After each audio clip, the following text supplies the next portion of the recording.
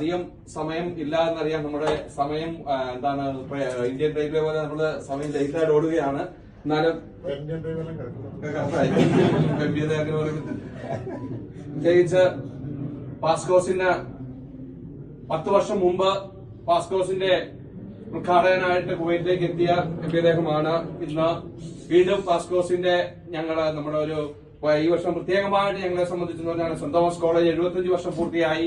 അത് കഴിഞ്ഞ് പാസ്കോസ് ഏതാണ്ട് 25 വർഷങ്ങൾ കഴിഞ്ഞു. പിന്നെ അതുപോലെ തന്നെ MBA ഏതാണ്ട് 10 വർഷമാകുന്നു.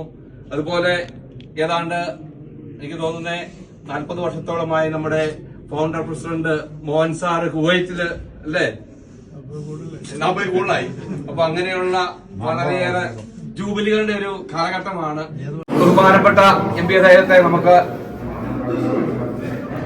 പൊന്നാടി അണിയിച്ച് സ്വീകരിക്കുകയാണ്. കോളേജിന്റെ ജൂബിലി 25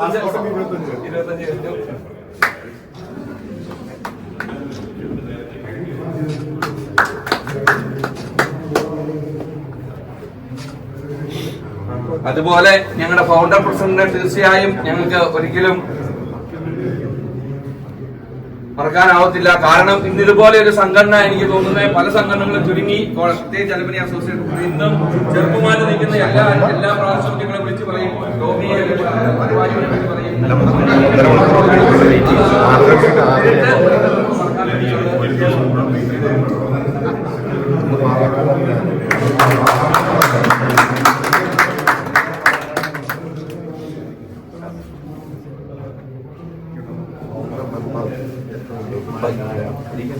മോഹൻ ജോർജ്, സദസ്സിലുള്ള ബഹുമാന്യരായ സെന്റ് തോമസ് കോളേജിലെ അംഗങ്ങളെ, സ്നേഹിതരെ, കഴിഞ്ഞ ദിവസം ഞാൻ ഫൗണ്ടർ മെമ്പർ മോഹൻ ചേട്ടനോട് ഞാൻ ചോദിച്ചു, എത്ര വർഷമായി കുവൈറ്റിൽ വന്നിട്ട്? 32 വർഷം. 40 വർഷം. അപ്പൊ ഞാൻ എന്ത് ചോദിച്ചാലും വയസ്സ് പറയും. അപ്പൊ ഞാൻ ചോദിച്ചു, എത്ര വയസ്സിലാണ് വന്നത്? അത് ഞാൻ പറയാം. ഇവിടെ നിന്ന് നോക്കുമ്പോൾ എനിക്കറിയാം, കോളേജിന്റെ സെന്റ് തോമസ് കോളേജിലെ നമ്മുടെ പൂർവ്വ വിദ്യാർത്ഥികൾ കൂടുമ്പോൾ തീർച്ചയായും അത് എവിടെയാകട്ടെ 2, 3, 4, 5 ചെറിയ നമ്പറിലാണെങ്കിലും നമുക്കറിയാം, നമ്മുടെ പഴയ വിദ്യാലയത്തിന്റെ ആ കൂട്ടായ്മയിലേക്ക് വരുമ്പോൾ നിങ്ങളെല്ലാം കുട്ടികളായി മാറുകയാണ് അല്ലെ? നമ്മുടെ സംസാരത്തിലും നമ്മുടെ സ്വഭാവത്തിലും നമ്മുടെ ആക്ഷൻസിലും എല്ലാം കുട്ടികളായി വരികയാണ്. ഒരു സൈക്കോളജിക്കലായിട്ടുള്ള ഒരു പഠനം നടത്തിയിരിക്കുന്നത്, നമ്മള് എപ്പോഴെങ്കിലും നമുക്ക് പ്രായമായി, നമുക്ക് വയസ്സായി, നമുക്ക് നടക്കാൻ മേല എന്നൊക്കെ തോന്നുമ്പോഴും നിങ്ങളുടെ കൂട്ടത്തിലുള്ള അലുമിനി അംഗങ്ങളെ വിളിച്ചുകൂട്ടി നിങ്ങൾ പറ്റുന്നിടത്തോളം എത്രയും ലാർജ് നമ്പേഴ്സ്, 6 പേര് 7 പേരാണെങ്കിലും കൂടിയാൽ ഭയങ്കരമായിട്ടുള്ള ഒരു ചേഞ്ച്, ഒരു എനർജിയും പഴയകാല കാര്യങ്ങളിലേക്ക് നിങ്ങൾ സംസാരിക്കും. നിങ്ങൾക്ക് ഉണ്ടായിരുന്ന അസുഖങ്ങൾ പലതും പോകും, നടക്കാൻ തുടങ്ങും, ഓടാൻ തുടങ്ങും. This all in the mind. അപ്പൊ ഞാൻ പറഞ്ഞു വരുന്ന ഏതൊക്കെയാലും ഇങ്ങനെ ഒരു കൂട്ടായ്മ വരുമ്പോൾ, കഴിഞ്ഞ ദിവസം അവിടെ സെന്റ് തോമസ് കോളേജിലെ പ്ലാറ്റിനം ജൂബിലിയുടെ സെലിബ്രേഷൻസ് അവിടെ ഉണ്ടായിരുന്നു. അവിടെ മിക്കവാറും എല്ലാവരും ഉണ്ടായിരുന്നു. അവിടുത്തെ MLAയും ഞാനും. ഞാൻ പ്രത്യേകം പറഞ്ഞു, എനിക്കിവിടെ പഠിക്കാനുള്ള ഒരു ഭാഗ്യം ലഭിച്ചില്ല. പക്ഷെ ഞാൻ എപ്പോഴും അതിൻ്റെ തൊട്ടടുത്ത അയലോക്കത്ത് ഇരുന്ന് അവിടെ ഈ വിദ്യാലയം കണ്ട് അനുഭവിച്ച് വളർന്നൊരു വ്യക്തിയാണ്. ഇന്ന് കേരള സംസ്ഥാനത്ത് 6 കോളേജുകളുടെ ലിസ്റ്റ് എടുത്തു കഴിഞ്ഞാൽ അതിനകത്ത് സെന്റ് തോമസ് കോളേജ് ഉണ്ട്. മാത്രമല്ല, സെന്റ് തോമസ് കോളേജ് ഇപ്പോൾ ഓട്ടോണമസ് കോളേജായി മാറി. അതിനകത്ത് ഒത്തിരി ഇടപെടലുകൾ ഒരു ജനപ്രതിനിധി എന്ന നിലയ്ക്ക് എനിക്ക് ചെയ്യുവാനും കഴിഞ്ഞിട്ടുണ്ട്. ഇപ്പോൾ ഏതാണ്ട് 18 നമ്മുടെ ഡിഗ്രി കോഴ്സുകളും ഏതാണ്ട് 15 PG കോഴ്സുകളും 9 റിസർച്ച് കോഴ്സുകളും, അതുമാത്രമല്ല A++ഉം അതോടൊപ്പം നാക്കിന്റെ റെക്കഗ്നീഷനും, അങ്ങനെ ഒരു ഔട്ട്സ്റ്റാൻഡിങ് ആയിട്ടുള്ള ഒരു കോളേജായിട്ട് അത് മാറിയിട്ടുണ്ട്. ഇതെല്ലാം നമുക്ക് വലിയ ഒരു അഭിമാനമുണ്ട്. ഇനിയിപ്പോൾ തീർച്ചയായും ഒരു സെന്റർ ഓഫ് എക്സലൻസ്, അല്ലെങ്കിൽ പാലായുടെ ഒരു കോളേജിന്റെ കീഴിൽ ഒരു യൂണിവേഴ്സിറ്റി, അത് പല കോളേജുകൾ കൂട്ടിച്ചേർത്തുകൊണ്ട് ഒരു യൂണിവേഴ്സിറ്റി, അതിലേക്കൊക്കെ നമ്മൾ എയിം ചെയ്ത് പോകേണ്ടതുണ്ട്. ഏതൊക്കെയാലും അവിടെയുള്ള നല്ല തലച്ചോറുകളൊക്കെ ഉള്ളത് എല്ലാവരും പലരും ഇങ്ങോട്ട് വന്നു എന്നുള്ളൊരു നഷ്ടം നമുക്കുണ്ട് സാറേ.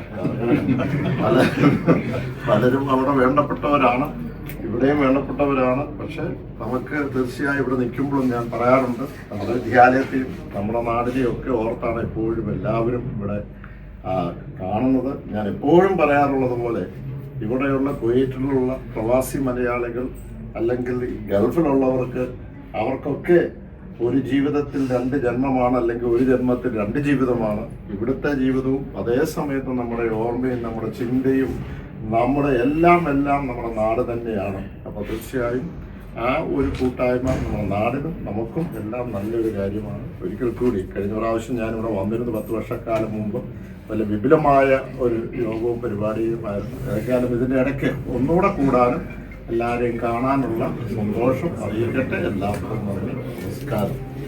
അതോടൊപ്പം തന്നെ ഇവിടെ സൂചിപ്പിച്ച പോലെ അവിടെ നമ്മുടെ കോട്ടയം ലോക്സഭ മണ്ഡലത്തിൽ ഈ ഏറ്റവും ആദ്യമേ മാധ്യമങ്ങൾ എന്നോട് ചോദിച്ചു, എന്താണ് നിങ്ങളുടെ ആദ്യത്തെ ലക്ഷ്യം എന്ന് ചോദിച്ചപ്പോൾ ഞാൻ പറഞ്ഞത് നോളജ് ഹബാക്കും എന്നുള്ളതാണ്. അപ്പോൾ അതിനകത്ത് കൂടുതൽ സ്ഥാപനങ്ങൾ കൊണ്ടുവരിക എന്നുള്ളതാണ്. നമുക്ക് കേന്ദ്രത്തിന്റെ സ്ഥാപനങ്ങൾ ആൾക്കാർക്ക് കുറഞ്ഞ ഫീസിൽ നല്ല പ്ലേസ്മെന്റ് കിട്ടാൻ പറ്റുന്ന സ്ഥാപനങ്ങൾ. അങ്ങനെയാണ് ഇപ്പൊ IIIT അവിടെ വന്നിരിക്കുന്നു. എനിക്ക് തോന്നുന്നു പാലായിൽ ഇത്രയും പേര് പഠിച്ചതിൽ ആരെങ്കിലും ആ സ്ഥാപനം ഇതുവരെ കണ്ടിട്ടുണ്ടോ എന്ന് എനിക്ക് അറിഞ്ഞുകൂടാ. പക്ഷെ കാണാം, ഇവിടെ ആരെങ്കിലും IIIT കോട്ടയം നടിച്ചാൽ ആ സ്ഥാപനം ഗൂഗിളിൽ നോക്കിയാൽ നമുക്ക് കാണാൻ കഴിയും. പഠിച്ചു നോക്കും. അപ്പോൾ 250 കോടി രൂപ മുടക്കി ഇപ്പോൾ നിങ്ങൾ വിശ്വസിക്കില്ല 2000 കുട്ടികൾ അവിടെ പഠിക്കുന്നത്, 2000 കുട്ടികൾ. പക്ഷെ പുറം ലോകത്തിന് അറിയാവുന്ന അറിയത്തില്ല. അവിടെ കഴിഞ്ഞ പ്രാവശ്യം പ്ലേസ്മെന്റിന് 65 ലക്ഷം രൂപയാണ് കുട്ടികൾക്ക് ശമ്പളമായിട്ട് പ്ലേസ്മെന്റ് പോയത്. ഇന്ന് ഇന്ത്യയിൽ 18 IIIT ഉള്ളതിൽ റാങ്ക് ഫസ്റ്റായിട്ട് ഇന്ന് ആ സ്ഥാപനം നോക്കിയാണ്. ഒത്തിരി റിസർച്ചുകളൊക്കെ അവിടെ നടക്കുന്നുണ്ട്. അതുകൂടാതെ നമ്മുടെ Indian institute of hotel management നമ്മുടെ മുത്തോലിൽ ഏതാണ്ട് ഒരു ഫിനിഷിംഗ് സ്റ്റേജിലാണ്. നമ്മുടെ ഇന്ത്യൻ ഇൻസ്റ്റിറ്റ്യൂട്ട് ഓഫ് നമ്മുടെ മാസ് കമ്മ്യൂണിക്കേഷൻ, ഇന്നലെ ഞാൻ എംബസിയിലുള്ള ഒരു ഓഫീസർ, IFS ഓഫീസർ 2 പേരും ഒരു യോഗത്തിലുണ്ടായിരുന്നു. പുള്ളി എന്നോട് ചോദിച്ചു, പുള്ളി ഒരു ഇപ്പൊ ഫസ്റ്റ് പ്ലേസ്മെന്റ് ആണ് ഇവിടെ. സാറ് റാത്തോറിനെ കണ്ടിട്ടുണ്ടോ? മിനിസ്റ്റർ റാത്തോർ എന്ന് പറഞ്ഞു. പുള്ളി ബ്രോഡ്കാസ്റ്റിംഗ് മിനിസ്റ്റർ ആയിരുന്നു നേരത്തെ.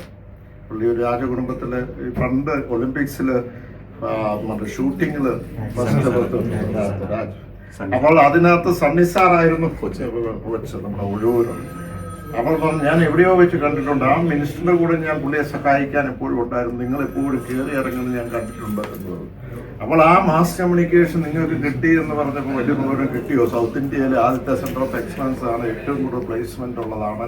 ജേർണലിസവുമായി ബന്ധപ്പെട്ടും അത് അഡ്വർടൈസ്മെന്റുമായി ബന്ധപ്പെട്ടും നമുക്ക് 2ാമത്തെ കേന്ദ്ര വിദ്യാലയം ഇന്നിപ്പോൾ വൈക്കത്തുണ്ട്. സ്ഥലം കിട്ടാത്തൊരു വിഷയമുണ്ട്. പക്ഷെ അവിടെ അവരെ കുട്ടികൾ അവിടെ പഠിച്ചുകൊണ്ടിരിക്കുകയാണ്. ഇപ്പം ഏതാണ്ട് 1000 കുട്ടികളോളം ഉണ്ടാവും. നമ്മുടെ സയൻസ് സിറ്റി ഉണ്ട്, നമുക്ക് ഏകലവ്യ മോഡൽ റെസിഡൻഷ്യൽ സ്കൂളുണ്ട്. അപ്പം അത് മാത്രമല്ല ഇപ്പൊ ബ്രില്യൻ്റ് വന്നിരിക്കുന്നു, എഞ്ചിനീയറിംഗ് കോളേജ് ഉണ്ട്, മെഡിസിറ്റി വരുന്നു. അപ്പോൾ ഇത് എത്രമാത്രം എഡ്യൂക്കേഷൻസ് ഈ കോട്ടയം ജില്ലയുമായി ബന്ധപ്പെട്ടുള്ള സെന്റേഴ്സ് വരുന്നു, അത്രയും നമുക്ക് നല്ലതാണ്. കാരണം പുറത്തുനിന്നുള്ളതും ഇപ്പോൾ എവിടെ നിന്നൊക്കെയാണ് നമുക്ക് പാലായി വന്ന് കുട്ടികൾ പഠിക്കുന്നത്, ഏതെല്ലാം പ്രദേശത്തു നിന്ന്. ഒരു പഞ്ചായത്തില് ഏറ്റവും ചുരുങ്ങിയത് ഒരു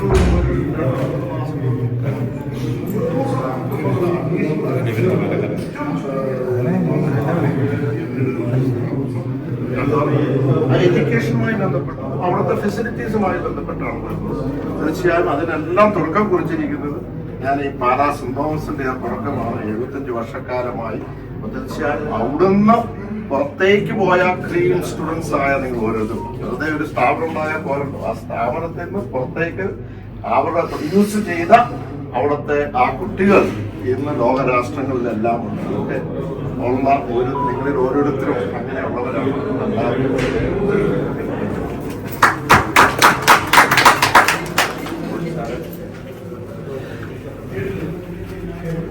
അത്രയും പ്രിയപ്പെട്ട പ്രസിഡന്റ് ഭാസ്കോസ് ടോമി, നമ്മുടെ സാധ്യതയും പ്രിയങ്കരനായ Jose K Mani M P, മറ്റ് ഭാരവാഹികളെ, മറ്റ് സുഹൃത്തുക്കളെ, എല്ലാവർക്കും എൻ്റെ നമസ്കാരം.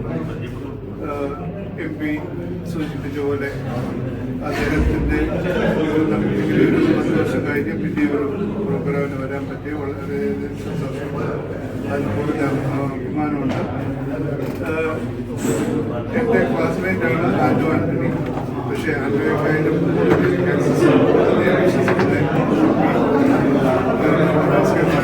സാറാണ്. കാരണം ഞങ്ങളുടെ ഒരു തിരുമേനി ഇവിടെ വന്നപ്പോൾ എന്നോട് പറഞ്ഞു, അദ്ദേഹം ഇതിനറിയാം ആൻഡോയുടെ ക്ലാസ്മേറ്റ്,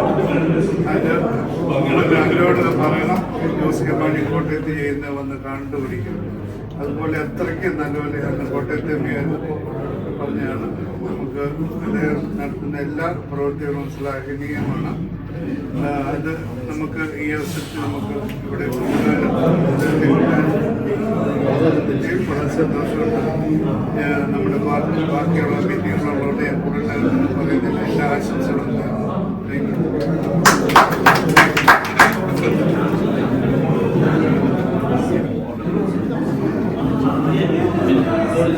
ഇത്രയും സ്നേഹം നിറഞ്ഞ ഭാസ്കോസ് കുമാരങ്ങളെ, മറ്റ് അഭ്യുദയകാംക്ഷികളെ, ഇന്നത്തെ വിശിഷ്ടാതിയായി വന്നിരിക്കുന്ന ശ്രീ ജോസ് കെ മാണി ശാസ്ത്രങ്ങളെ, വളരെയേറെ തിരക്കിനിടയിലും ആരോഗ്യകരമായ പ്രശ്നങ്ങൾക്കിടയിലും അദ്ദേഹം നമുക്ക് ഇവിടെ നമ്മളെ സന്ദർശിക്കുവാനും പാലായിലെ സെന്റ് തോമസ് കോളേജിലെ ഓൾഡ് സ്റ്റുഡൻസിനെ ഒക്കെ ഒന്ന് കാണുവാനും മറ്റ് ഉദയകാംക്ഷികളെയൊക്കെ കാണുവാനും സമയം കണ്ടെത്തിയതിന് വളരെയധികം നന്ദി ഞങ്ങൾ രേഖപ്പെടുത്തുന്നു. ഇനിയും തുടർന്നും പാസ്പോർട്സിനും അല്ല, ഒരു കാര്യമുണ്ട് കേട്ടോ. സാറ് സന്തോഷ് കോളേജിൽ പഠിച്ചില്ലെങ്കിലും വൈഫ് നിഷ ജോസ് കെ മാണി സന്തോഷ് കോളേജിലെ സ്റ്റുഡന്റ് ആയി വർഷങ്ങൾക്ക് ശേഷം. ഞങ്ങളുടെയൊക്കെ ജൂനിയർ തീർച്ചയായിട്ടും ഏറ്റവും സീനിയർ ആയിട്ടുള്ള പ്രായം ചെന്ന സ്റ്റുഡന്റ്.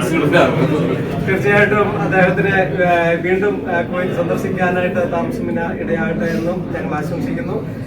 അപ്പോൾ അദ്ദേഹത്തിന് അടുത്ത പ്രോഗ്രാം വെയിറ്റ് ചെയ്യുന്നു. അതിനാൽ വളരെ ചുരുങ്ങിയ വാക്കുകളിൽ അദ്ദേഹത്തിനും മോഹൻസാറിനും പ്രസിഡന്റിനും ഇതിനു വേണ്ടി തന്ന ഈ പ്രസിഡന്റ് ടോമി സുരേഖിനും ഇവിടെ കൂടിയിരിക്കുന്ന എല്ലാവർക്കും ഒറ്റവാക്കി നന്ദി അർപ്പിച്ചുകൊള്ളുന്നു. Thank you very much.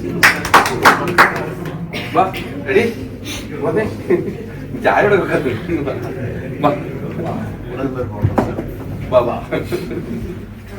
കുടുംബനാഥനും